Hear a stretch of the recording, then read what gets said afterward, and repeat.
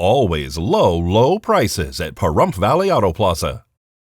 On January 11th, hearings began for the case between South Africa and Israel, where South Africa has accused Israel of genocide against the Palestinian people in Gaza. During opening arguments, South Africa stated that the latest war in Gaza is a part of decades worth of Israeli oppression towards Palestinians. Adila Asim, a lawyer representing South Africa, stated that the court has the benefit of the past 13 weeks of evidence that shows incontrovertibly a pattern of conduct and related intention. South Africa is reportedly hoping for preliminary orders to have Israel cease their military campaign in Gaza, which has resulted in the death of 23,469 Palestinians, according to the Gaza Health Ministry, which does not differentiate between civilian deaths and combatant deaths. Israel focused their attention on the October 7th attacks that sparked the current war between Israel and Hamas. That day, Hamas militants stormed through several communities, killing approximately 1,200 people, which were primarily civilians, in addition to taking around 250 people hostage. Israel continued, stating that they are currently battling an enemy since the country of Israel's creation. Leaders of Israel have insisted that they are following international law and are doing their utmost in order to avoid any harm to civilians. They have also went on to accuse Hamas for the high death toll, alleging that the enemy is using Palestinians as human shields. After the hearing,